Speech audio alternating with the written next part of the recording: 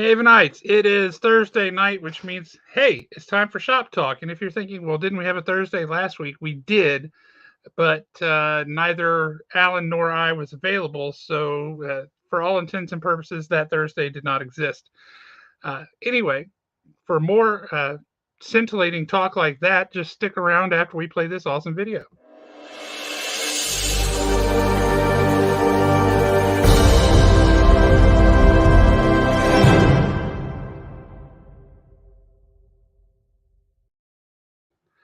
Hey, everybody. If you're wondering, tonight we do not have an Alan with us. His daughter has got a dance concert or recital or whatever it is that they call that.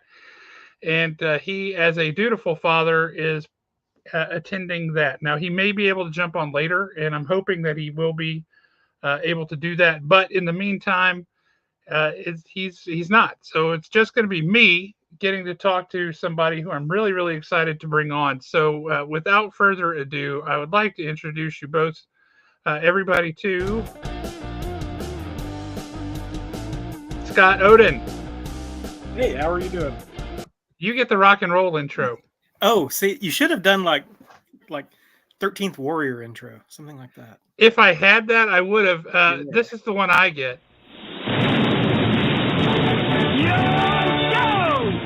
Well, I mean, that fits. The funny thing with that is the entire song is on there. Oh, wow. Okay. So we can be like, yeah. Man, you should have let me know. I could have picked out my intro music. I should have. Yeah. The problem with it is if certain songs will get tagged and we'll get booted for copyright infringement. What if it's just me on a kazoo? They might not realize that we're infringing on a copyright at that point. I don't know. Are you a talented kazoo player? Is that something we don't know about you? No, it'll sound like, two cats having, the X-rated stuff. So.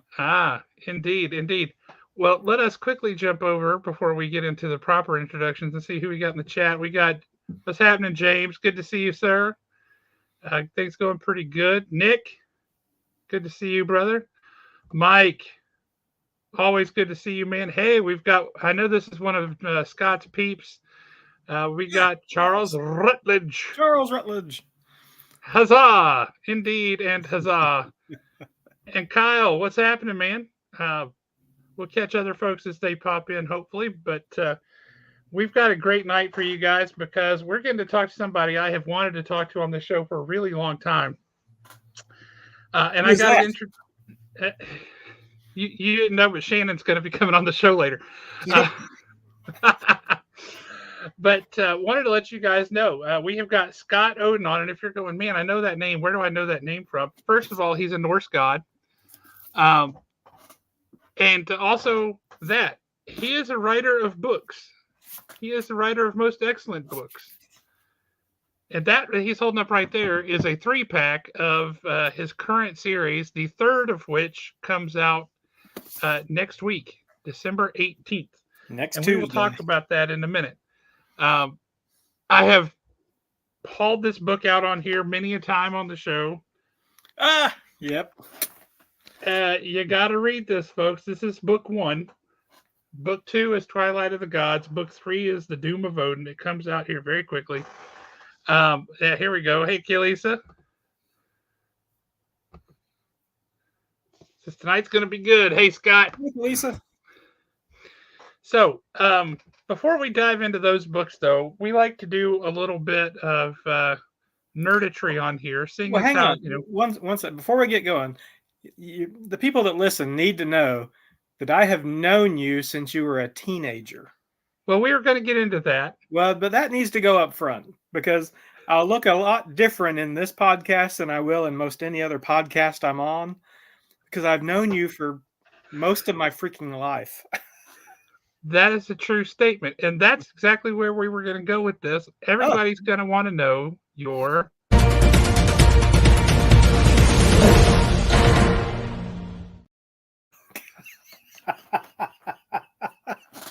origin story, man. We love origin stories. We're total nerds. So were you bitten by a radioactive book or what happened? How did young Scott from the middle of nowhere, Alabama, become this well-read, erudite historian and antiquarian? Well, my parents were killed in an alley by a librarian. Ah, after seeing Indiana Jones at the theater, Yes. Yeah. You must have read the news article. it was all the rage. No, I mean, I came to writing because I was a reader of Robert E. Howard. And years ago, I was like probably 14 years old when I started writing. And I just started copying Robert E. Howard stories, literally copying them word at a time onto a typewriter. And then, oh, hello, Renegade Bard. I wish I knew what these people's real name were. But anyway. By Crom. Doesn't matter what his name is. He's a renegade and a bard. So that's true. With good taste in vengeful deities. That's true. That is true. Because Crom doesn't care. So Crom is like the honey badger. He don't care. Well, so I would sit down with the ace. Oh, Brian Anderson. Okay, I got you now. And Stan Wagonar, my number one fan. All the Scott peeps are showing up, and that's awesome. You get to hear from the man himself. Yeah. So, okay, so don't hold any of what we say tonight against us. We've known each other a very long time. That is true. So, I remember when he was exactly the same size, but had no gray hair and no beard. That's true. He looked like a baby that was like 6.5 foot tall. That's why I have to have the beard, because otherwise, total baby face. Well, at least you're not going gray up top, so you're good. It's working its way there. It started all very Reed Richards, and now it's starting to do this. Yeah. Look at this. Look at that. I mean, do you see that? Look at that. What I see is natural color, man. Hair like I do. So awesome. But they're right there. That's where the age comes in. So, yeah, that's for sure. It's from the wisdom that drips out of my mouth. Is that what it is? That is. Mm-hmm. That's right. The other stuff turns it brown. That drips from somewhere else. But we won't go. But okay, so this is going to be a long night. Okay. That's okay. So, yeah, I used to copy Robert E. Howard stories. And I got started, I was 14 years old. It was 1981, something like that. And, I wanted to write short stories. I wanted to write very Robert E. Howard, H.P. Lovecraft inspired things. Very first short story I wrote and sent off was a 2-page H.P. Lovecraft pastiche. And in my infinite wisdom of being 14 years old, I mailed it to Weird Tales. So I promptly got that thing back. And I'm glad they didn't burn it and put it in the envelope. But they remembered who I was. So they would send me, I would send them a story. They'd say, well, this is not quite right. You're doing this wrong. Here's a pamphlet showing you how to do it right. That sort of thing. And, oh, there's my wife right there. She looks remarkably like a penguin. Well, I usually have one that looks like a gnome. So that's fair. They're changelings. They appear how they wish.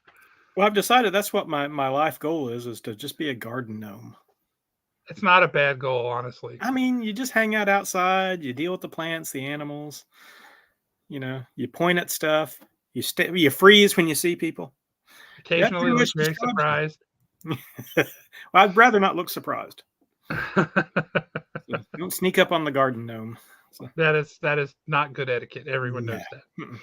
So, okay, but let's get this back on track. Yeah, okay, so I was writing short stories. And, I probably wrote 32 unpublished short stories. And I mean, they reeked in various degrees. But when I first met you and Wayne and Chris and several other people, we were playing actually, I had made a role-playing game when I was a kid. And we were playing a version of that. We got kicked out of one store, so we came to yours when you were the manager at the comic shop. Yes. Yeah, on 6th Avenue in Decatur. Yep. And You Yeah, guys left out the bit about getting kicked out of another store, but no, I said we got kicked out of one place, so and which is really difficult to do, but those guys were just weird. fair enough. Yeah, but we could come to your store and play, games and eat pizza, and nobody would bother us. Nope. But that was, I met Wayne, Chris, and we started a writers group. Yes. We went to Huntsville like once a month to meet with these romance writers who were just shocked and appalled at what we wrote. Yes. And eventually we ran them all off, and it was just us and a woman named Edna who would apparently took pity on us and would give us jobs so we could write, and still make money. So Edna was what we would definitely call a patron of the arts. she was. She was. Yeah, absolutely. The funniest thing though is when we were decluttering her living space, there's a giant table filled with stuff, and we get it all cleaned off, and suddenly you hear it was either Wayne or Chris about to die laughing because the book on the very bottom of this pile of stuff was How to Declutter Your Life. That's classic. So I think there's even a picture of it somewhere. Oh, that's fantastic. Yeah, so Clearly needed to be on the top of the pile and not the bottom. it was on the top of the pile when the pile started. Oh, that's fantastic. So, See, but I remember a couple of things from back in those days, and this would have been 93-ish, right? yeah, About 1993. Um, when you guys started coming up to the shop, and you were writing things and bringing them in. I remember a couple of things. I remember you had the opening chapter to what turned out to be Men of Bronze. yep, but it was completely different. It was completely different. It was a Conan story. Yep. And I still have, and I've got to dig it out of the boxes. I know where it is. It's just in boxes. I still have a folder with that opening chapter as a Conan story and your letter to the editor at wherever you're going to send it. Yeah. I still Tour have book. a copy of that in Crazy. the closet. I got rid of my copy probably years ago. So because it was all written, it was all typewritten or word processor printed out on dot matrix paper, that sort of thing. So, but do you remember when I went through my cyberpunk phase? Yes, Scott is one of the people I have absolutely recommended to you before, and I have recommended this book to you specifically. But this is the new one. But that's the end. They want to start at the beginning. They need to buy all three. Don't try to just sell one when you can sell all three, Scott. All three, see? And they look so good together. They really do. They really do. I lucked out on covers. So. You used to go to the comic shop on 6th Avenue in Decatur? Oh, he's from around here. I met Richard in Decatur last year, I think. So. Yeah, I ran that shop from 93 to 95. And that was a hellacious 2 years, I can tell you. At one point, we started to write a play. I don't think you were involved in that. I think it was just me and Wayne and Scott, or Wayne and Chris. But and we'll use the word "run the shop" very loosely. You ran the shop. I kept it from running away. You kept it from burning down. So yeah, it never burned down. But Chris and Wayne and I started to write a play that was all vignettes from the shop, and 100% of it was accurate, had actually happened. And we even had a lot of the dialogue was verbatim quotes from stuff that I still quote to this day. Like, that's my vacuum cleaner. Every time I see one, I can't help it. Yeah, it's some funny stuff, but just the stuff, crazy vignettes. And so we still have some of that somewhere too. It would make a very funny play that not one person would believe, but it was all true. I still find myself telling people, "Good morning. Good morning." Good morning, Glory. Yep, I remember her. And we're all like, I don't want to buy any of your stuff, but maybe Yi does. And everybody else is like, No, don't, no. Yeah, let's look at something. Yeah. oh my Lord, that was You just go hysterical. down that ratty couch and like, good morning, Yep, and it's 3 p.m.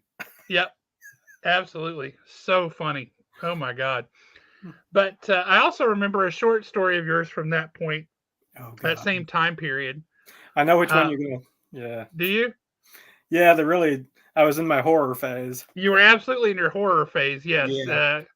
Her daddy's eyes or whatever, Oh her father's yes, eyes. yes. Yep. And that was, I was under the influence of some of those really good short story writers that would put a hook, at the end of their story. It'd be like M. Night Shyamalan, that sort of thing. Hmm. But I sucked at it. I was not any good at the hooking, and Actually, I thought it was a pretty good one. it wasn't. It wasn't. I still remember it 30 years later, Scott. That's because it was sick. It was just absolute. It was the hook was a baby in a cradle playing with a pair of eyes that had been ripped out of somebody's head. Well, they had made him into a teether, like a teething ring. Yeah. Mm-hmm. They were frozen in like a teething ring, and so this kid is like, nom, nom, Well, nom, nom, luckily, nom. I have moved on to something more cozy and more, family friendly. We'll just be honest. He is not. He's a terrible negotiator, for starters. No, I'm not a good hooker. Mm-mm. Terrible. So you started with short stories, copying and pasting Robert E. Howard, essentially, and then you threw some Lovecraft in there. And somewhere along the line, you had this Tolkien entered the picture. When did that happen? Oh, Tolkien entered the picture when I was 10 years old. I read The Hobbit. That was my introduction to fantasy was The Hobbit, which my uh, elementary school librarian gave me because they couldn't find anything else for me to read that I liked. And so yeah, we went through I think Wind in the Willows. We went through a couple others. I couldn't stand them. And then she handed me The Hobbit, and that's all she wrote. We have a winner, boys. It's a Mm-hmm. I read that. I started, it took me a couple of years to read The Lord of the Rings because it was a bit above what I was used to. So it took me a couple of years to read it the first time, but I've read it like 100 and some odd times now. So all of them. all of Clearly, I them, mean all of that's. them. Yeah. Oh wait, yep. There you go. Except I think there might be one or two that weren't Tolkien inspired, but you know, We know they're, how they're they turned out. yeah, they're like sketchy on the other end of town. So, but yeah, so Tolkien. I went through a cyberpunk phase, a horror phase, a Lovecraft phase. I do remember us playing Call of Cthulhu over at I think it was Chris and Sean's house. We were like in this upstairs room over the garage and Yes, yes. playing Call of Cthulhu up there. I remember that. And I tried to, liven up the place by having like candles and music. And Yes. I kept playing with the candles. So Well, yeah. I mean, yeah. you put something in front of us, and we're like, ooh. Were you in the game where everybody else was a Call of Cthulhu deity except for one guy that we wanted to mess with? No, but that sounds awesome. Remember the guy that would always he wore like the Zapatista necklace? I can't remember what Yes. his name was. Yeah. Yes. Well, he was the only person that wasn't in on the joke. That's fantastic. That was mean. We were I am Shub mean. Niggurath. So, and then there was one where Bill Irwin, bless his heart, let us pick anything we wanted to Living a be. long time. Yeah. Well, he let us pick any kind of characters. I played the Terminator. Oh, I remember that one because Yeah. somebody was the Terminator, somebody was a Predator, and somebody was a Jedi. Wayne was a Predator. Jason Arrington was a Jedi. Shocking. I know. I'm It's shocked completely out of character. that he would be a Jedi. Get out. No, I know. But yeah, so yeah, we had quite a few of those. The game would just devolve into nothing but jokes and let's kill like murder hobo stuff. Yes. So, but yeah, so I didn't sell a single short story, not a one. I think I was able to give two of them away to a local magazine just to be printed, and but that was the only success I ever had with short stories. You know, was Interesting. just hawking it for free. And of course, this was before any sort of self-publishing was actually feasible or desired. So, Right. Which is a different world now. yes, completely different world. So, for some reason, I thought, well, what the hell? Let's just write a novel. Let's just write a Conan novel.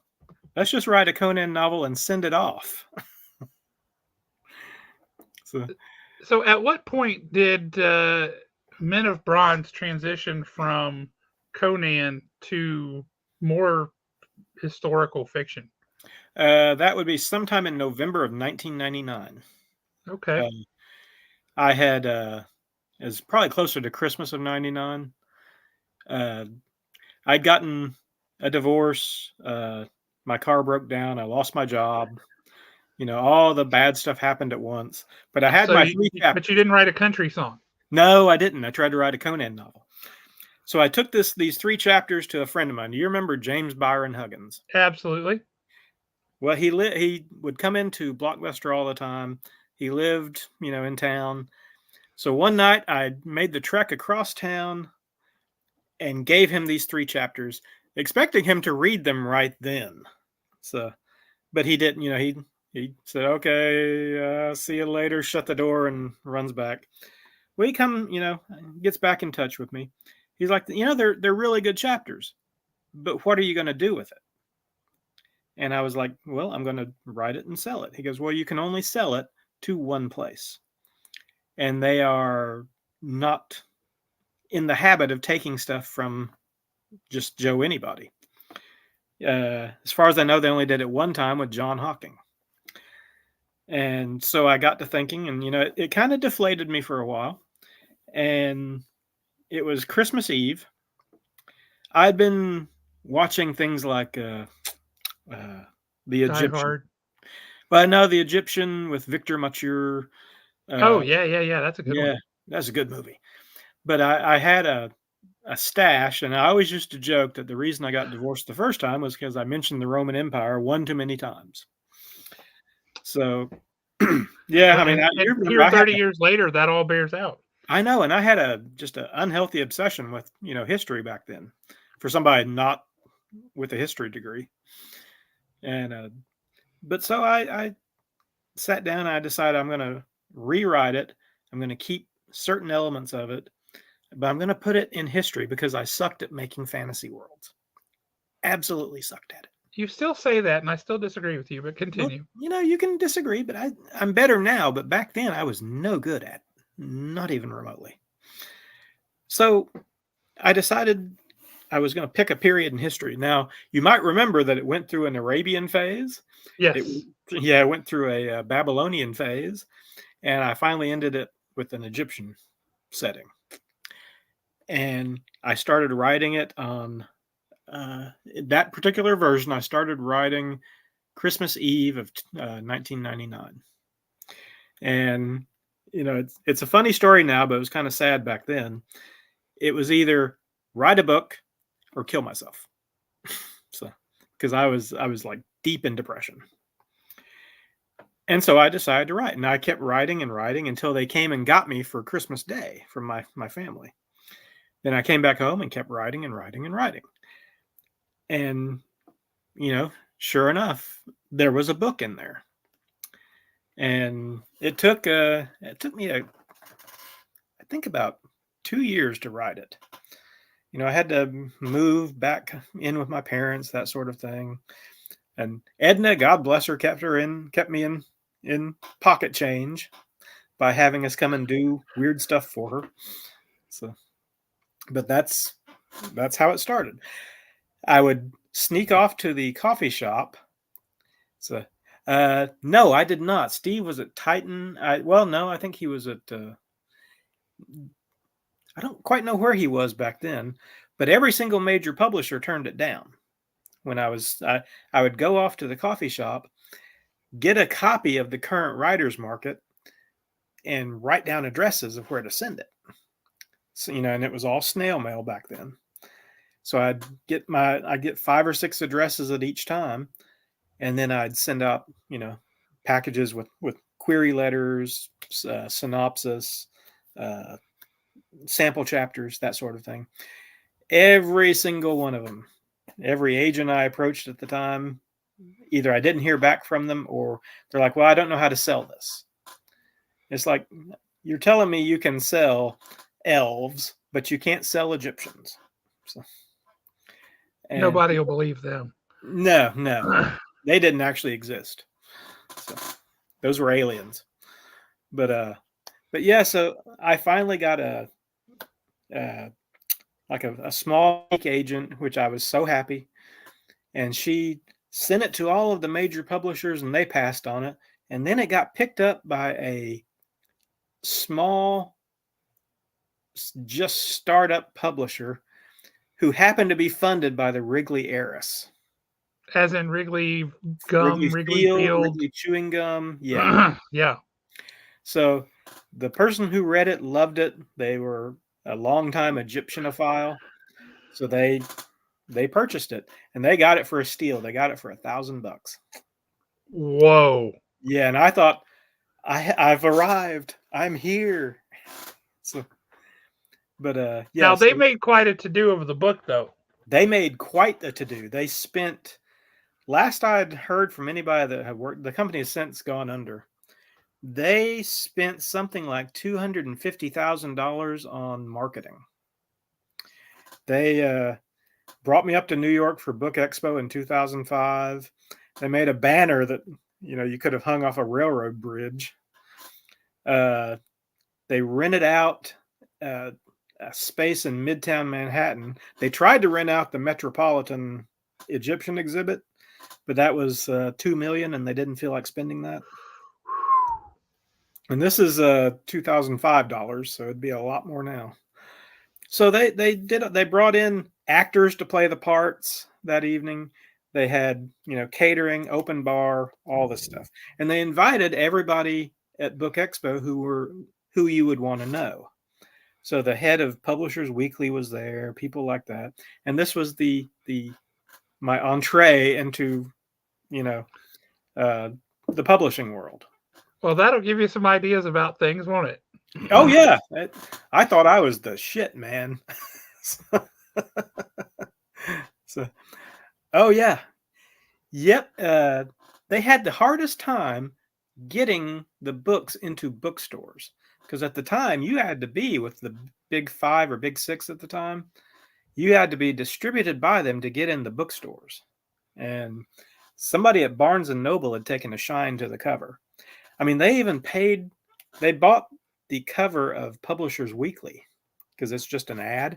So they bought the cover and put my cover on the cover of Publishers Weekly.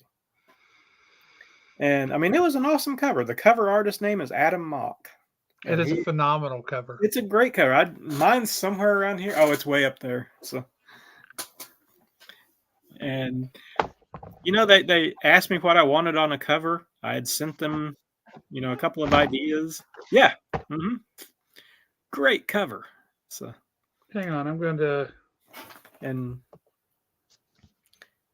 yeah, he took and it's a pretty book. I mean, they did it was funny because they did a scavenger hunt that I think nobody ever won. They had me work up all these puzzles that you had to use hieroglyphs to figure out, and nobody ever won it. Oh God, that picture was taken in Darren Cox's study. I believe it. Yep, that's his chair I'm sitting in. But look at that fat-faced kid. Who is that? Man. And I had the Richelieu thing going on then. That little soul patch.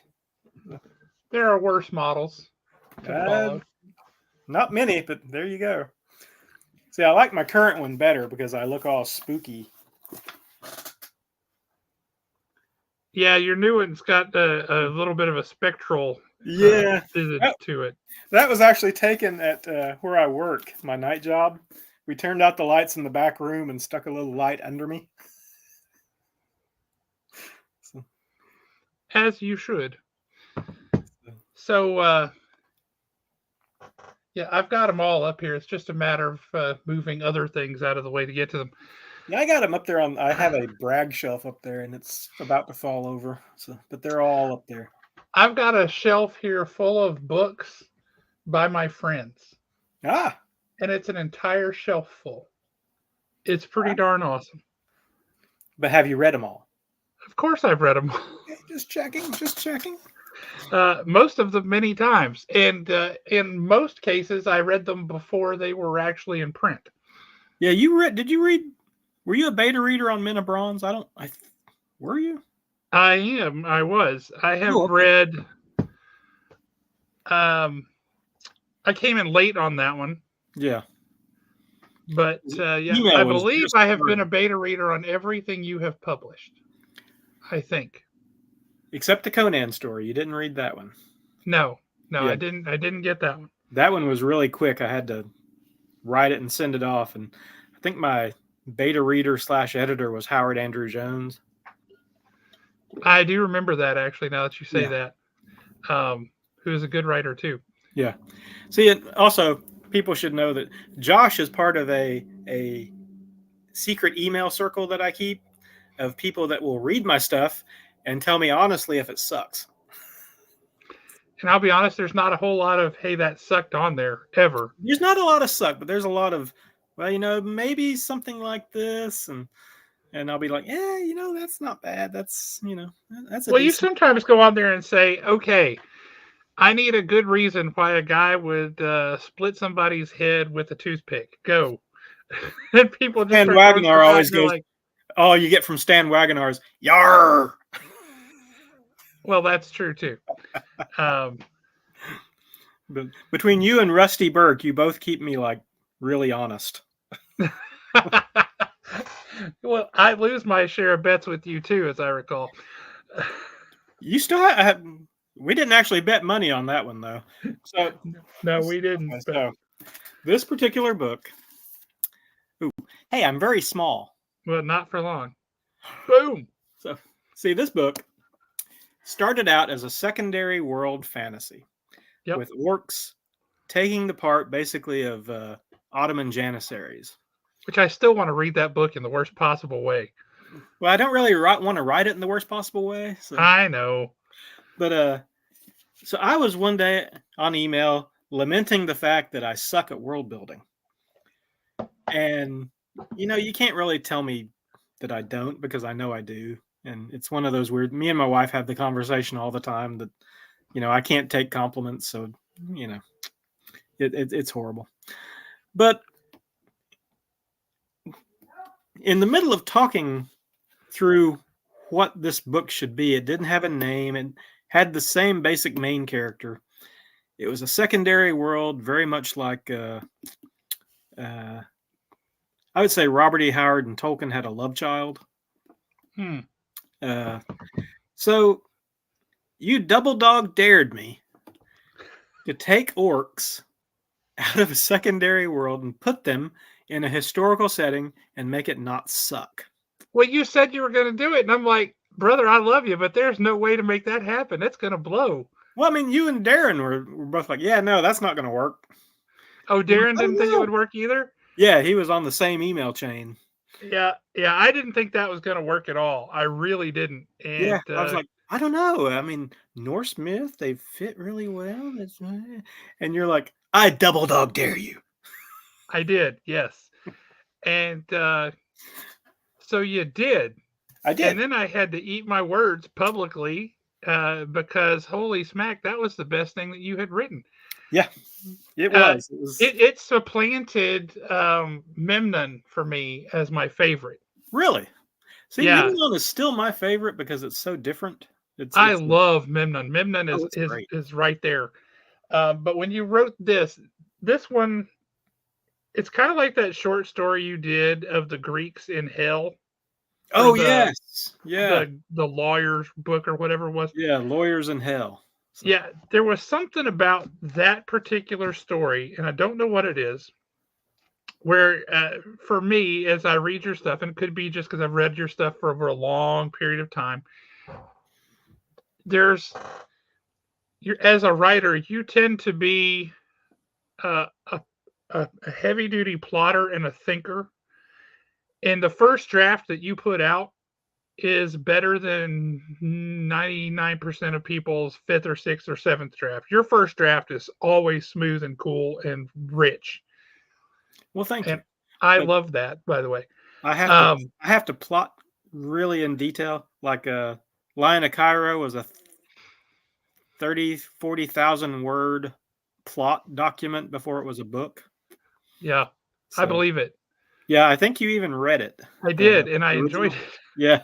No, I mean the original plot document was Yeah. yeah, it Now I was remember reading that when you were like, "Is this hold water? Is there a yeah, story here?" And I still want to see a sequel to that book too. I do too. You know, that one was the Hindenburg of books. So That's unfortunate because it's it such a is. great book.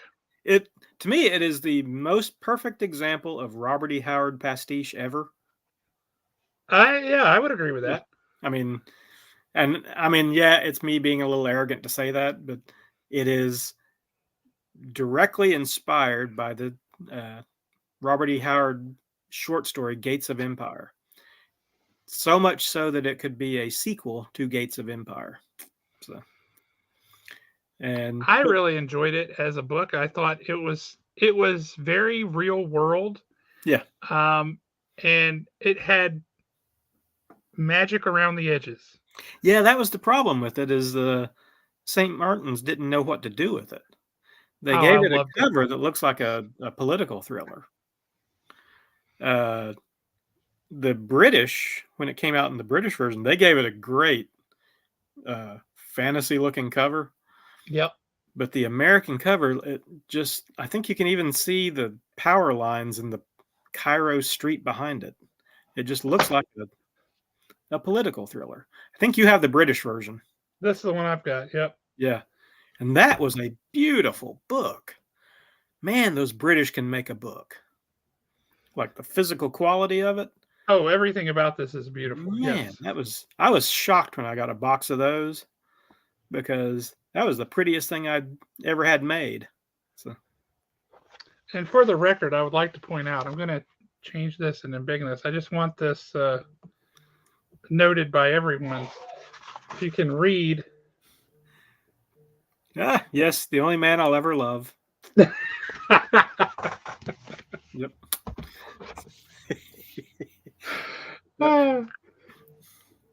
Because I think we at one point we had a running joke about if we ever turn gay, it would be for each other. That's right. That's right. Darn Shannon. I knew it. I think I just heard her laughing. Oh, yep, there she goes. She just raspberried me. Wait. You mentioned the Lion of Cairo in the Weird Tales Sword and Sorcery history. That's awesome. Yeah, that is cool. I need to actually read the history of Sword and Sorcery. You really should. I mean, I've read Flame and Crimson, Brian Murphy's. It was a good read. He stopped just short of when I showed up on the scene, so I know I didn't get a mention. Curses. But so yeah, Gathering of Ravens came about in large part because Scott really wanted to write a book about orcs, but didn't want to create a world to put them in. So he said, you know what? I'm going to stick these orcs in real world history and see what happens. And I said, no, that's a dumb idea. That'll never work. And he said, I'll see your dumb idea and raise you 20, and I'm going to write the best thing I've ever written. Which, as I was saying a minute ago, I can tell when something comes to you easily. Like when the inspiration is just there and you're not having to work at it. And that short story of the Greeks set in hell, Theos that just it Cathonius. read like it just flowed like water out of your pen, just like whew. I don't Like you have sat any down one actual. afternoon, and when you went to bed that night, you had a story. That was around the time my parents were sick, and I have no memory of writing it. Oh wow. I don't have a great deal of memory of writing Lion of Cairo, and I really started to regain my memory when I was writing Gathering of Ravens, which I Wow. started in about 2014. So, Yeah. But this felt Gathering of Ravens felt very much like it just poured out of you rather than I had to sit and contemplate on it. yeah. Um, and it just read that way. And I was very concerned when it came time for the follow on. As we're looking at Twilight of the Gods, I'm like, there's no way that he's going to have that same thing again. That's just not going to happen. And then Twilight of the Gods picked up and is phenomenal. I mean, it's excellent. It went through 3 different versions. The first 2 were fighting me, and about a year into the writing, I just, threw caution to the wind and just started writing. And that was the last version. It hit all the marks. And strangely, uh, Doom of Odin was the same way. It had three different stories, and I finally got traction when I just threw everything out the window and said, "I'm not trying to write historical fiction. I'm trying to write fantasy. So let's just fantasy it up." And Well, brother, let me tell I you, decided to kill something in every chapter. Also, I haven't gone back and looked at the math to see if that's true, but I believe 100% that at least one thing dies in every one chapter. thing dies in every chapter. I believe that. I will say that story, and no lie, no nothing. The last book in this series, the one that comes out next Tuesday, and if you have not yet ordered it, it's order, order, order. And then once you Please. order it, read it, and then leave reviews. For the love of all things holy, leave reviews. Still has that new book smell, doesn't it? It does. It does. Smells like a. I want a But I coffee got that to tell smells like you, that. that book right there is 100 pounds of action and adventure in a 5 pound bag. Like there is so much going on, and none of it is like cluttered or busy. It's not like I couldn't keep track of it, so much going on. It was just like boom, boom, boom. Oh, it's like watching a boxing match from the front row, and you're seeing every blow that lands. I mean, they're coming in succession, and you see all of them, but you see the strategy emerge. You're seeing the footwork. You're seeing all that stuff, and there is so much going on. It was incredible. I tell you, there was one place in there as I was reading through it that I thought I caught you in something, Oh no. and I was like, oh, this is not consistent with what he's done elsewhere. This is just not. And then, like 3 paragraphs later, after I wrote this lengthy thing, you addressed it, and I was like, "You, dadgummit!" I had to go back and delete my comment. See, this is the only book that I've never gotten any editing notes on from my editor at St. Martin's. I I didn't get believe it a single because if one. they read the same version of it that I read, They or did. after we had our inputs, I don't know what you would change. Well, it might also I be because wouldn't I told cut him there that out or wasn't. cut this out or add this or add that. I mean, you sure you can't add anything. There was nothing to cut. It was flawless. See, he read a couple of the early versions of the first 6 chapters, and he had wanted me to, when I do the transitions, because there's transitions between the Orcish afterlife and the real world on the eve of the Black Death. So it switches back and forth every 5 chapters or so. Well, he wanted me to do some kind of recap so people would remember what happened. And I'm like, nah, I'm not going to do that. I'm not, I'm going to trust readers to actually remember what's going on. And some of the early reviews, they say it's kind of hard to follow, but I'm like, other reviews are like, it's not really hard to follow. You just have to pay attention. I would agree with that. It's not Yeah. hard to follow at all. You just have to pay attention. But it's no spoiler to tell you that this one starts with Grimnir dead. Chapter 1, Grimnir page dies 1, in that book he is dead. several times. He does, yeah. But he goes to the Orcish version of Valhalla, which is what you would expect Valhalla to be if Valhalla was Cirith Ungol in Lord of the Rings. Yeah, Yeah. yeah. Did you notice the little homages I put to Cirith Ungol? I certainly did. Okay, I Um, was glad. Okay. you had quite a few little nods there, Yep. which I loved to see. I think one of the things that really caught me, uh, and it was right out of the gate, was the trickery of the decapitation and the body in the lake and all that stuff. Yeah. Mm-hmm. And you're like, Those little frickin' goblins. That's basically what they are, goblins. yeah. And so when that happens, and then you find out that, oh wait, that's that means something bad, and he was tricked into that. Mm. Uh, but all those little kind of things that just give the world so much depth and flavor, and then any kind of a thing you can think of throughout this book. I mean, we're talking like frost giants and wolves and A the ship made out fates. of bones. There's a ship made out of bones that likes to eat its sacrifices. Uh, Like you do. yeah, uh, let's see. There are murder hobos. They abound. Yep, there's quite a few. I'm trying to think of some of the other weird stuff. I mean, I invented as much as I plundered. I took basically just Valhalla is the template, but what would an Orcish Valhalla look like? Well, I think you nailed it. Yeah, it's. I think you nailed it. There's still some unanswered questions I had about, like, if you're cannibalizing one of the dead bodies, will they still come back to life? I never really covered that. So You because had a couple of instances where they don't come back, but for the most part, they come back and yeah, things and just they're keep pissed on off. going apace. But he's also at one point he's eating goblin sausage. So Yep. I'm like, what happened to the goblin?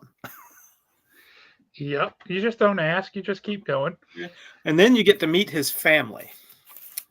And Which, and that's one of the key things for anybody who's like, okay, what are y'all talking about? In this book, the first one of the trilogy, the main character, Grimnir, is the last of his kind. He is the last orc left alive. That's it. He's it. He's the last one, right? yep.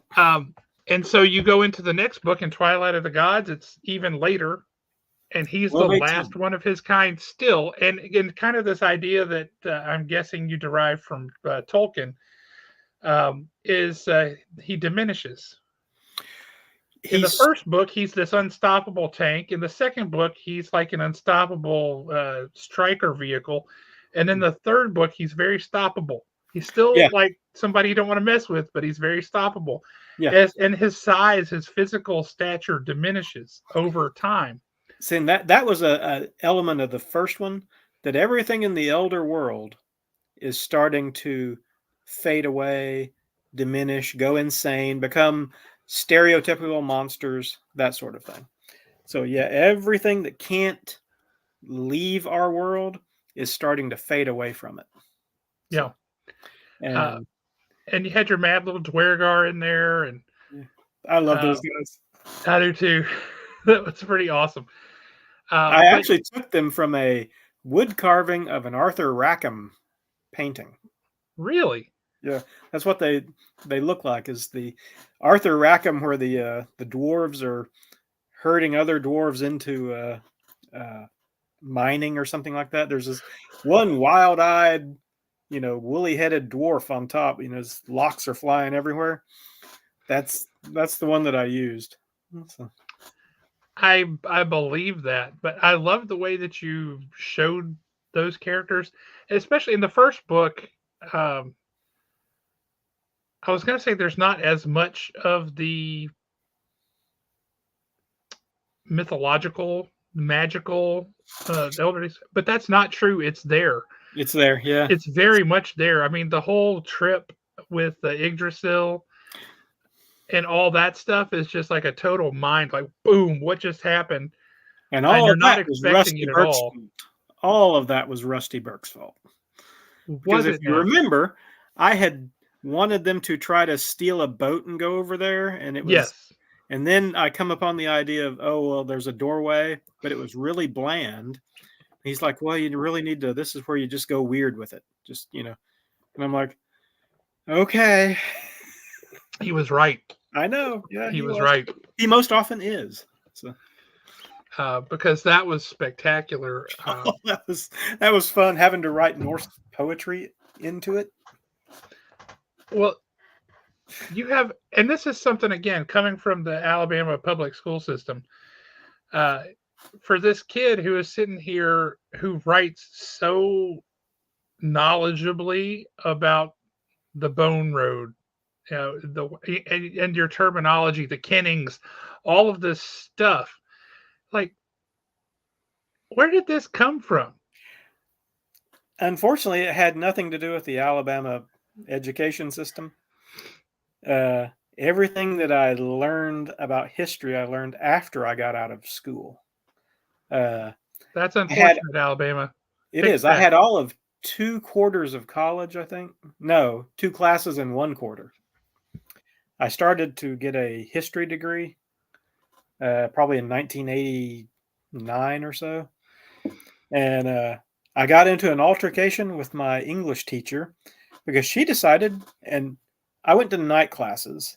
So by day, she was a Christian school uh, principal. So she gave us this uh, lesson where we needed to write something from a common person's point of view in wartime. So I chose a fantasy war and wrote it from the point of view, I think, of a goblin. I already love that that's where you went with that Yeah, assignment. That's I mean, fantastic. it was 88, so I'm like right there in the middle of my Tolkien phase. Well, she gave me an F on Why? it because it wasn't what she wanted. She should have written a more thorough prompt. Yes, and also, I mean, I saw we had to read them, and it was I was already writing stories, so it was it wasn't sparkling prose, but it was better than some of the other stuff that was turned in. And but yeah, I got an F because she didn't like the subject matter. This was during the satanic panic. You know, all the anything D&D related was vilified. And yeah, so I got up and walked out and never went back. Wow. So, yeah, it was. So that Shame was on her. I got 2 classes of community college under my belt, and that's that and the mediocre high school diploma. That's it. So. But you clearly love history because you've read an awful lot of it. Yeah. And you speak the language of it. And that's one of the things that when you guys read his books, if you haven't yet picked up his books to read them, you need to get on that post haste. But when you read his books, he says he's a terrible world builder, and I still tell him that's absolute malarkey. Um, because even if you're writing in the world as we know it, you still have to create the place, right? But You see, have to I create the setting, and can you bring the create. past to life. I can do that easy. I know how to do that. It's infusing a secondary world setting with the same gravitas that the past has. That's where I stumble and fall. So, No, yes. no. I'm Yes. telling you, you can do that. I'm sure I can if I put a lot of effort into it, but No, it doesn't take that much past effort. is already there for me to plunder. That's very true. And the past is still there for you to plunder. You can pluck it into another world. That's easy. But when he creates a setting, I tell you, you guys, I defy you to read when he says this story is set here. and he gives you this opening view of this place. I defy you to read it and not see every detail of it in your head and absolutely be put right there in that place. Uh, I will tell you, for me, a lot of your writing is the prose equivalent of this piece I just picked up from comic book artist Jeff Johnson. Oh, I love Jeff Johnson. This is from his new Kickstarter book, which is being written by James Robinson. Oh, cool. And for the Kickstarter, one of the things he did was he had some original art that he was selling the rough sketches for. I absolutely snapped this up because this is one of my favorites. That is so Roy Crinkle. I mean, look at this city. Yeah. Oh, I love that. I mean, this is huge. And it's incredible. And the detail, you can get lost in there. That looks so much like Roy Crinkle. But I mean, like this big triumphal arch here. What victory is that celebrating? You know, what's going on? This big, huge domed building up here at the top. It looks like Hagia Sophia. Yeah, it's very much got that look to it, right? Yeah. That's cool. But this city just makes you want to dive into it and get to know more. Yeah. When you write and you place a setting, you're the prose equivalent of this. Well, see, but it's I picked that up from Robert E. Howard. That was if any one lesson that I learned, it was that is to read the new book from Jeff Johnson and James Robinson. Yeah. It's called Rogue's Kingdom. Ooh. Rogues apostrophe kingdom. So it's the possessive kingdom of multiple rogues. Fun book. I've read a preview of it, and it's fun and engaging. It has a lot of heart. Yeah, as James Robinson is wont to do. But see, that's what I learned from Howard was paint the opening of your story, paint the picture, engage all your senses, put the person there, and you can almost commit any sin afterwards, as long as you grab them and drag them into the story. And then you maintain internal consistency. Yeah. See, for whatever reason, I can't do this with short stories. I've had the one that you talked about from Lawyers in Hell and 2 or 3 other short stories. But anytime I try to do this, it starts running really long. And I'll end up with like a 60,000 word short story. So, that's a novella, and those are okay too. Well, yeah, they're hard to place right now. Well, actually, no, they're easier to place right now because paper shortages and things like that. So, yep. So, but yeah, it's. Oh, I got a Chewini moving around. Okay. Oh no, not one of those. Yeah, he's sacked out next to me on his binky. Well, that is as he should be. Yeah, that's the place to be. So,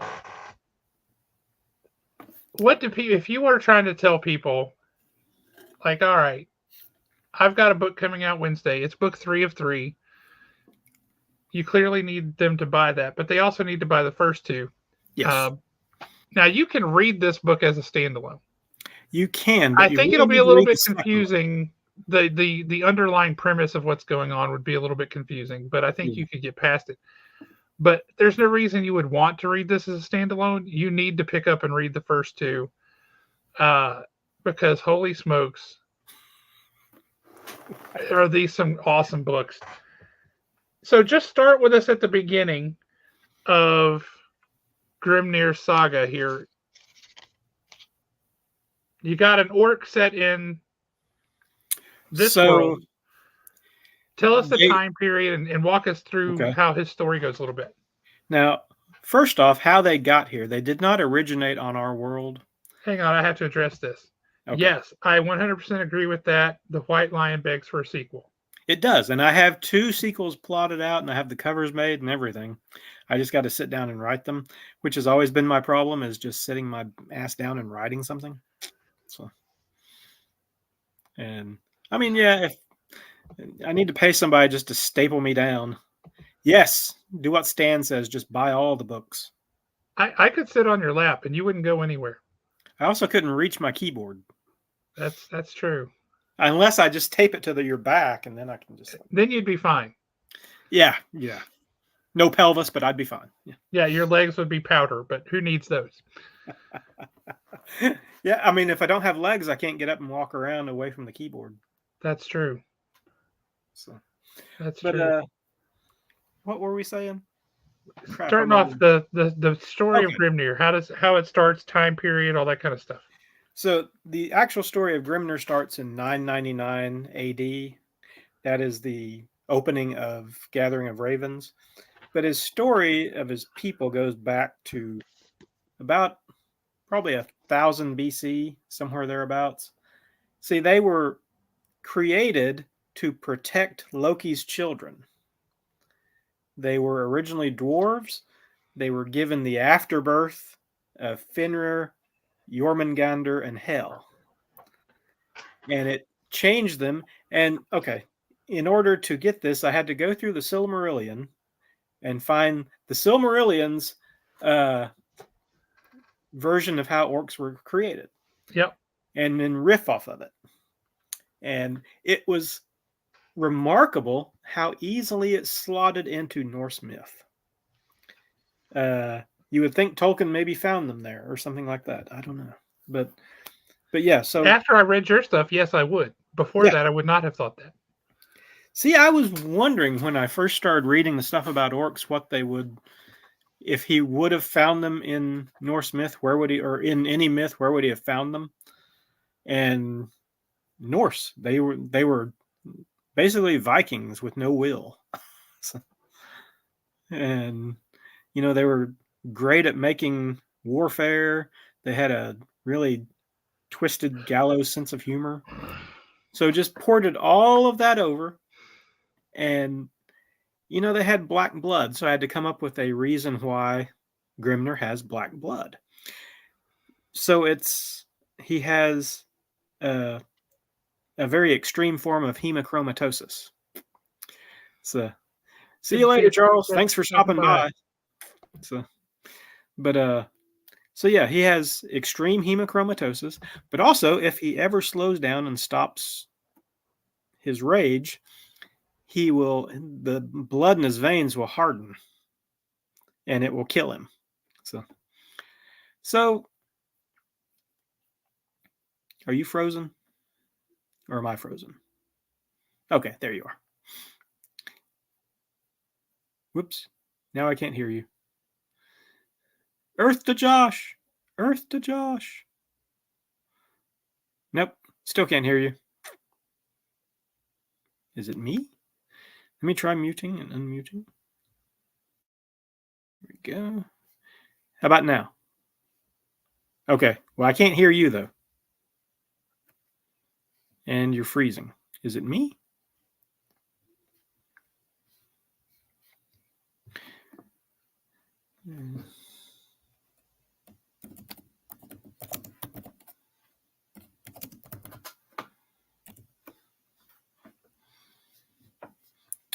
So,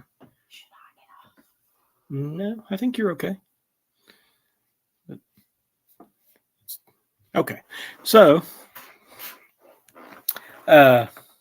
shoot, where was I? So yeah, okay. So he has the horrible black blood. And so throughout the thing, he always talks about if he sleeps, if his rage does a certain thing, then he will die. So, and I think we've lost Josh. Oh, now is the time that we talk about Josh, because Josh is not here. He's a lovely man. He's a little large, you know, very tall. So, but I'm assuming he will show back up in just a minute. So, oh, he says he's still here. Oh, sorry. He's a horrible person. So, but Let's see. In Gathering of Ravens, when he starts off, he is. Oh, are you back?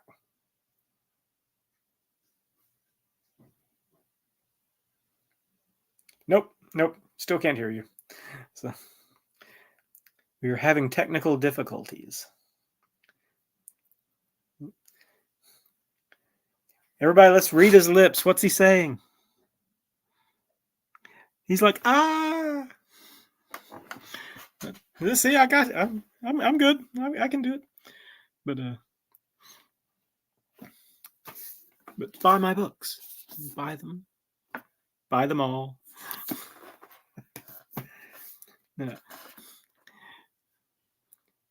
Do I need to reboot mine? No? Everybody else can hear me? So, is it just you? Have you tried unplugging your headphones?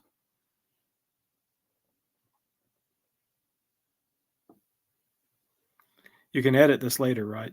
No, this is live. Oh, no. Okay. So, no. Can anybody hear Josh? No. Oh. Well, we could blip off and blip back.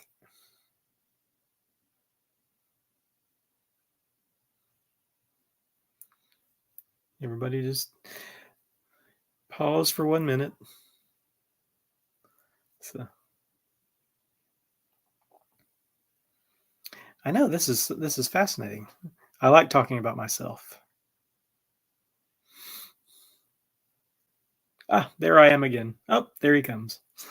So, nope.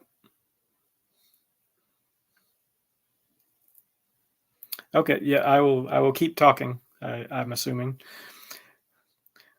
So welcome to Scott Talk. So, and I have completely lost my train of thought because technology is our enemy and we must kill it. So I am some kind of Luddite, I think. But I honestly don't even know if anyone's still here. Is anybody still here? Hello?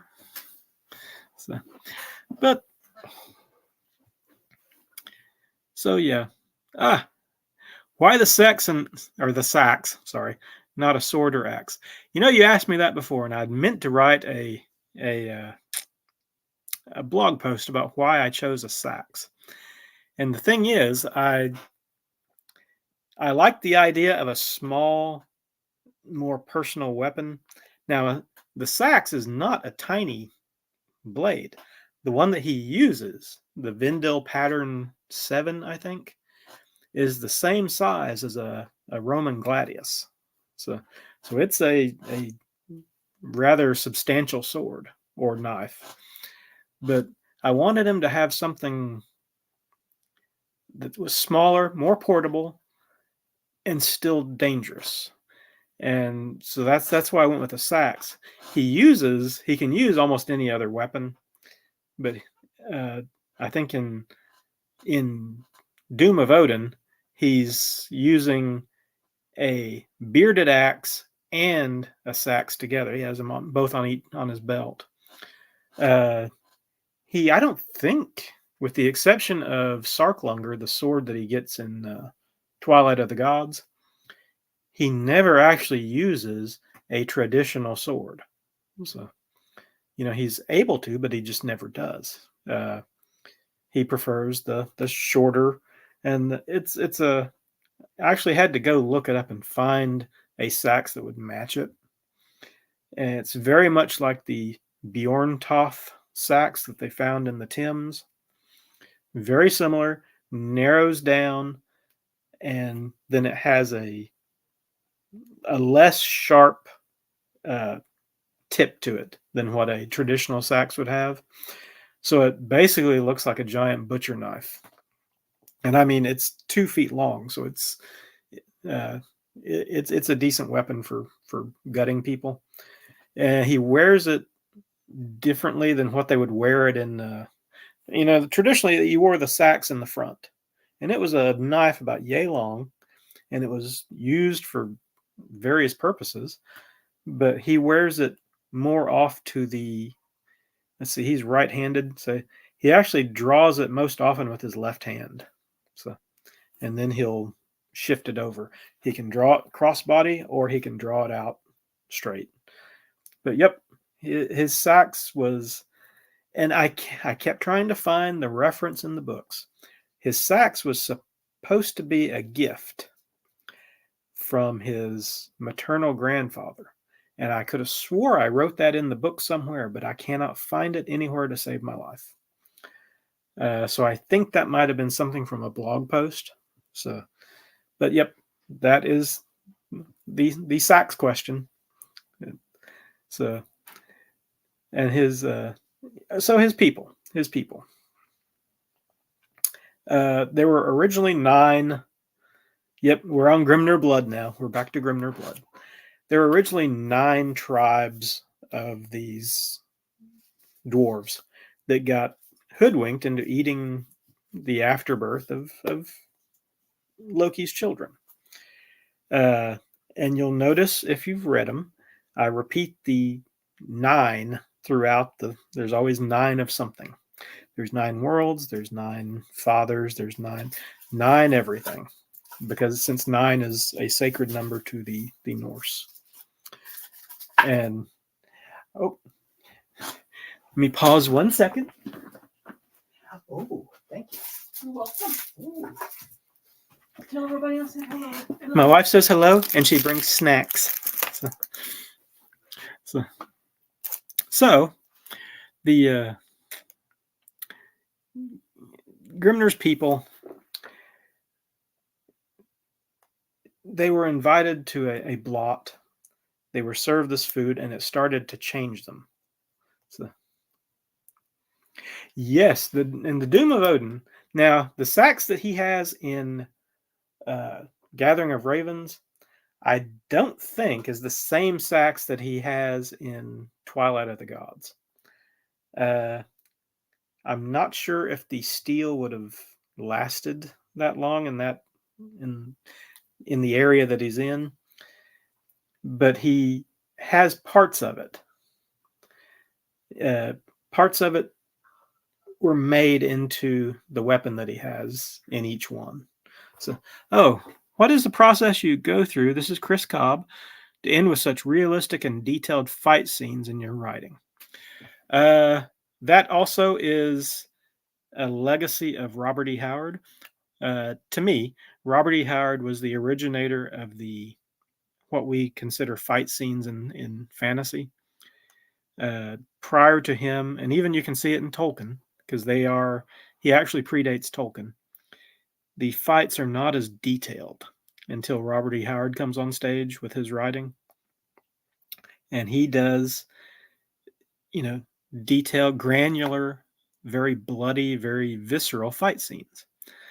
And so I learned, basically by copying him to do my fight scenes the same way. So I've never actually been in a fight. I've never thrown a punch in anger. I've never taken any of the martial arts, nothing like that. But I'll watch videos of people who do fight, especially live steel fighting. And just the physical actions, I'll just commit to memory. Like, you put your foot here, you do this, you do that. But the thing that makes a fight scene work is the emotional component. It's the getting in the fighter's head, and ideally into both of their heads. But if you're in a close, that wasn't really a fight. That was like hitting a brick wall. I know, yes, yeah. I nearly broke my wrist hitting him in the stomach because he bet me that there was a lot of betting going on at the comic shop. He's like, I think I was talking smack or something about being able to punch somebody. And you're like, oh, punch me in the stomach. I'm like, okay. And it was like hitting, a brick wall with a couple of blankets on it. So and yeah, I had a swollen wrist. It wasn't good. So, but otherwise, I've never been in a fight. So it was my brother was he was the fighter in the family. He had the black belt, and I was just the observer. But where was I? The thing about fight scenes is the emotional component. You get into the person's head, you give each fight scene a resolution, almost like a miniature version of a plot for a story. You have stakes, you have how to do it, you have uh, choreography, and you just weave it together in a way that makes sense to you. Uh, I also read a lot of action books. I don't read a lot of fantasy. That's one of the things I've been noticing is I've never read Game of Thrones, never read Wheel of Time, never read any of the big Doorstopper series. I've never read them. They fantasy to that length does not interest me, so I don't read it. I like it. The short stuff. I've read Joe Abercrombie. I've read. I really like. I know it's not fantasy, but it's very close. I like the Warhammer 40K books. I can just, read one of those, and it's like candy. Here comes alternate Josh. Hello. It Is is that me, alternate? a cat icon. Alternate Josh. I've come from a different dimension to help you host the rest of this. You've been doing such a good job talking about your books, though.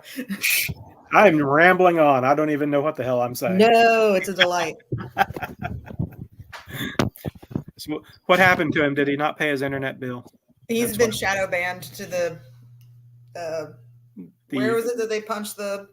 Where was it they put the superhero, the Superman villains? Oh, he's like in the negative realm. Yeah. Yeah. It's horrible. I'm sorry, Josh. Yeah, I know. You need better tech. That's what it is. Have you tried unplugging your headphones?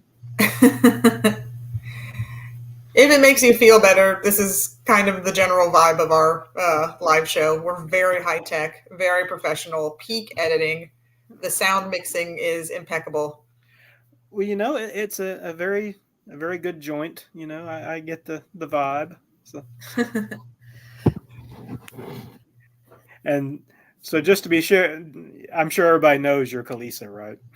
Oh yes, this is Kaylisa. Hello. Yes, Kaylisa, aka the person who used to do the unboxing videos way back in the day. Yep, I remember those. So where do we pick up at? What do we? Maybe any questions? Do you have it? I know you have everything set for your plots and stuff. Do you have a favorite historical weapon aside from what you use in your stories? It can be anything, I like the Danish axe. Large or small, they seem to be really versatile. You can cut down a tree. You can hit a person with it. I mean, it's especially they used to carry a small one called a skegox, and it's just a little belt axe basically. But it looked just like the big Danish axe, but only about this long. And so a bearded axe is what they call it in English. So I see there's a Wikipedia showing me a long bearded axe. Yes, some of them they go down almost to where your hand would be, almost like a handhold. Yeah, it almost looks like if an axe and a scythe got pushed together. It reminds me of a really weird pizza cutter. Yeah, it is kind of like a Marshall Mezzaluna. Oh, have my editors ever given me a hard time? Yes, they have. Not in Doom. They pretty much left Doom of Odin alone. Most of the issues came up in Gathering of Ravens because it was, I think, a little bit more violent than Lion of Cairo. Not by much, but it had the violence was a little more pronounced. The biggest problem I had with my editor was in using profanity. Certain words he didn't like, so he would always, redline them. So Start listening then. well, yeah, I mean, I get why, he didn't like them. They were coarse words. Probably not in line with a lot of the Macmillan books. They, most of them I changed. I didn't have a problem changing the profanity. But I had a lot of issues with noises that Grimner would make. In the first or second draft of Gathering of Ravens, he said the word faugh, F-A-U-G-H, something like 400 times. And that was after I cut it out when Josh and some of the other people were like, they were like, that's way too many. It was like every other sentence. I think I had something like 1,600 to begin with. Oh, wow. Yeah. I cut them down and it was still too much. And then so I cut them even more. That was the biggest editing in Gathering of Ravens. That, and they wanted me to rewrite the last half of it. And I could see why the Irish politics were a little bit hard to follow because of the names. So I simplified it, took some people out, made it more streamlined. And during that rewriting phase of that, I gave Etain a bit more agency. In the original, she was just basically baggage. She was just along for the ride. Mm-hmm. So I gave her something to do. And it made, I think, a complete difference in it. So she ended up being more than just, I guess, a character waiting to be fridged. You did it. You saved her. I did. I saved her and made her something of a badass. Not as much as Disa was the badass in Twilight of the Gods. She was, she was like a teenager with edged weapons. So, and the willingness to use them. So.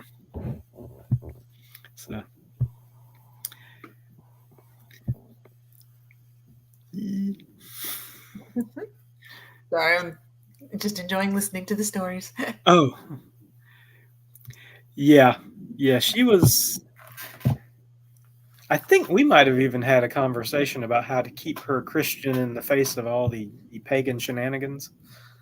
And she would almost have to have blinders on. Because, none of her beliefs showed up on stage in the first draft. But, I changed that when I was rewriting that. She had almost a spiritual awakening moment. And she was able to use her power of prayer, whatever, to help drive off the creatures of the elder world.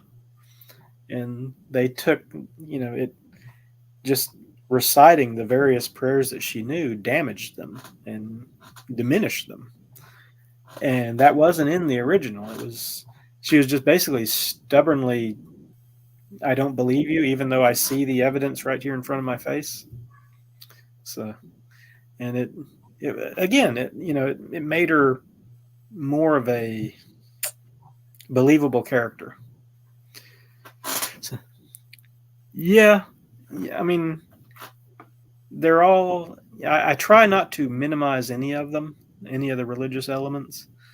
The people who are pagan believe it with all their heart, just the same as the Christians.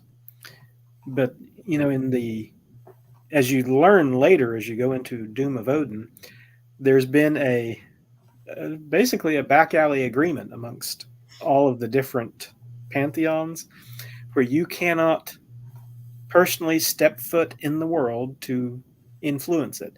You can send your power to other people to influence it, but the deity themselves cannot step foot. And that was part of what the problem is in Doom of Odin. Is somebody decided to step foot.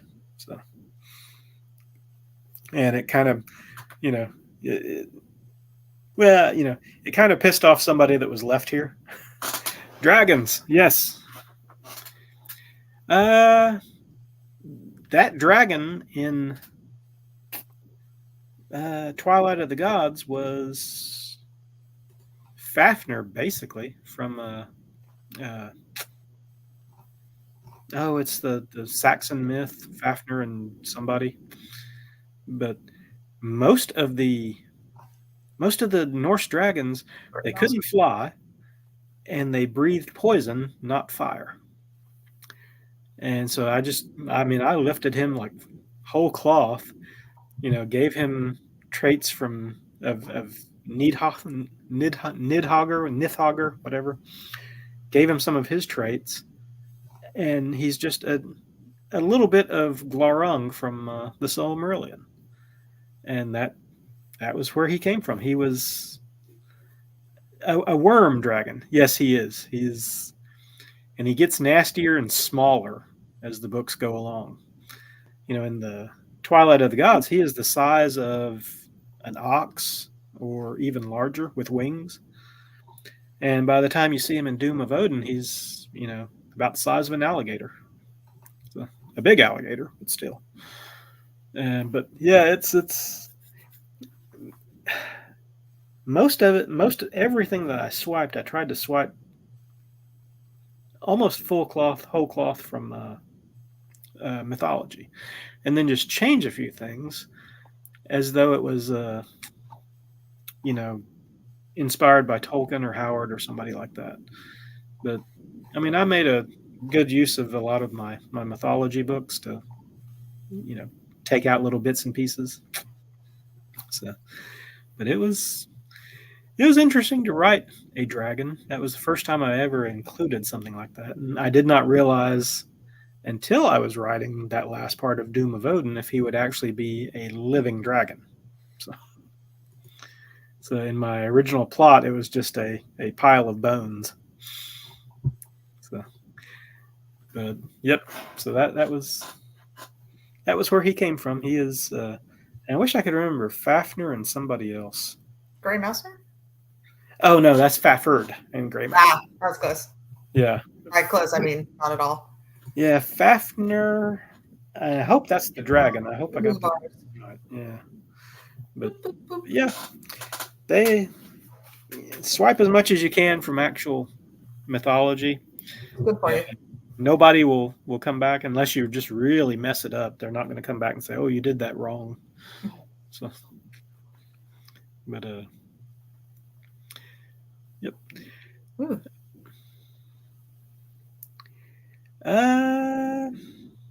No, I actually did not have an ending to the Doom of Odin until, in my mind, until November of 2020. So, I think November 20. What is this, 2023? Yeah, I finished it sometime in 2020 to 2021. And it was in November. I remember because I wrote between November and January 31st, I wrote 60,000 words. And that was most of the last part of the story. And I did not know how it was going to end. I just had some nebulous notes and, it's going to end something like this, maybe this kind of scene. The big twist that happens to one of the characters, I did not know until I was there what was going to happen to her. So, or to them. Sorry, I don't want to spoil it. So, but yeah, until I started writing that, I did not know what the ending would be. Now, I wanted to destroy the world. Well, who doesn't? Yeah, it works. It's and at some point, I think I was talking to Josh. Hang on. You like the end of Doom? Yeah. In story terms, no one does. Once that type of death is done, there is no recovering them. You could theoretically maybe go to, cross the bridge into hell and find them, but I think once it's all said and done for his people, if you die off of Nastrand, that's it. That's you head off into the void. And I thought about, changing that there at the end, but I liked it better the way it was. So, because it is kind of a downer ending, but yeah, I thought about changing it, but yeah, it's good the way it was. So, but we've been at this for an hour and a half. I am fixing to have to wrap her up. Yeah, it does. It needs the melancholy. It's yes, it was very poignant, and it's part of the only thing I've ever written that will bring a tear to my eye. So, there's a few places in Memnon that will make me well up. And there's a couple of spots of Men of Bronze I'll get a little misty eyed. But yeah, that's the saddest thing I think I've written at this point, and because you could just see this little sad orc, there at the end, just like so.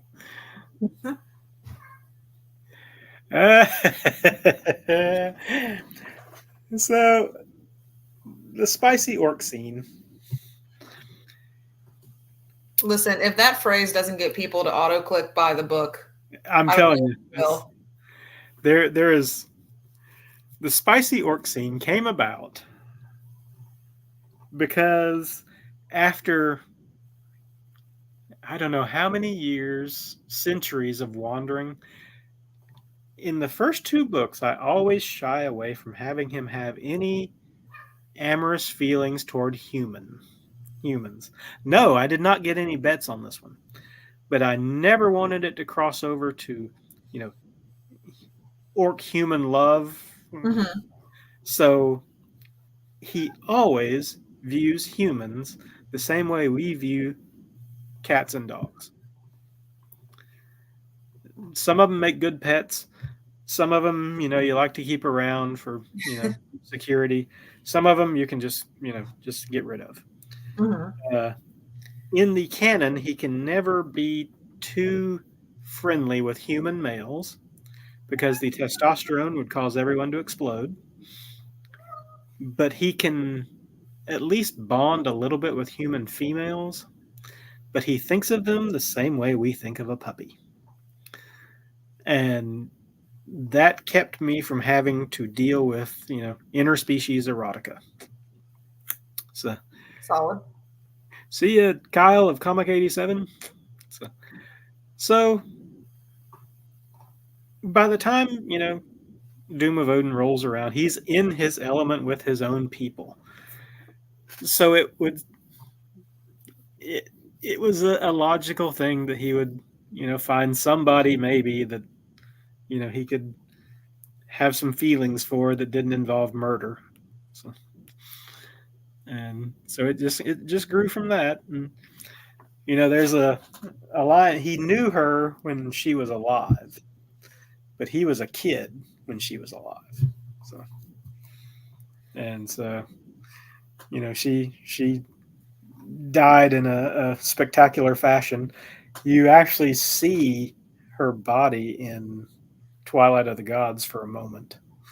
So when he's in chapter 12 or something like that, where it's one of the few times before Doom of Odin when I get really first person with him, and he's talking about when the dragon attacked his people. There is a smear of dead bodies at this crossroads, and she's in there. Her body's in that. And so she mentions it again later. So it was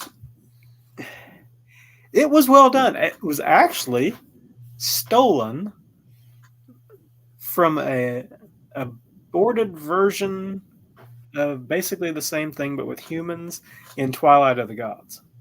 No, Doom of Odin, no, Gathering of Ravens. I had originally written a sexy time scene with the Witch of Dublin, and so I threw that in the file. So. Well, I would say before you get to the next question, it amuses me on a universal poetic language kind of thing that it all came back to something that would have made the romance writers you chased off proud. I know. I don't know if it would have made them proud, but man, well, hey, listen. They would have appreciated it, a little bit more. They would have nodded their head at you sagely. Yeah. And then gone, hey, yeah. Some of Wayne's weird murder tales. So they would have liked that a little bit better. But actually, the Broken Sword, I did not read the Broken Sword till after I started Gathering of Ravens. So there was no influence on it. I know I had it for years, but I just never read it. Same way with John Gardner's Grendel. I didn't read that till after I'd written Gathering of Ravens, and that was at the instigation of my British editor, a very, nice man named Simon. Oh, you're welcome. British experience. Yeah, he's this funny little British man that wears green sweaters and really has that just the British nose thing going on. So, but he's another writer I know, Stephen Saville, talks about they were at a signing. It was him, some big name. I think it was R.A. Salvatore or somebody like that. No, Steve Erickson. It was him, Steve Erickson, and this is Steve Erickson's British publisher. And they were at some signing, and he accidentally spilled a drink over Steven Erickson's stuff. So he always talks about how he's had to really make it up to Steve Erickson for ruining an entire signing, so because he spilled his drink. But, oh, really? You have some RPG pages? Really? I still have one of those. I still have one copy of that with that ugly ass lime green cover. So, but as far as I know, Cully probably burned all the originals. So, oh no, you do have it. Oh, so you're the other person that bought some. It was you and my mother. And she got hers for free though, because she knew the writer. So, I say writer. That was an RPG that it didn't have much writing in it. It just had some tables, and you need to roll this die, and this is what happens. Foodland. Oh my God, you probably bought that from me. I worked at Foodland at the time in Hartselle, and I had a little display of them set up, and I was trying to sell them. So that was my early marketing plan. That's amazing. Yeah, sell it at a grocery store. Oh my goodness. Well, nice to see you again. That's funny. I remember. Do you remember there used to be a little used bookstore, comic shop right there in Hartselle? It was right beside Hardee's. The guy who owned its name was BJ or something like that. And he sold a few for me right there. And for the life of me, I cannot remember the name of it.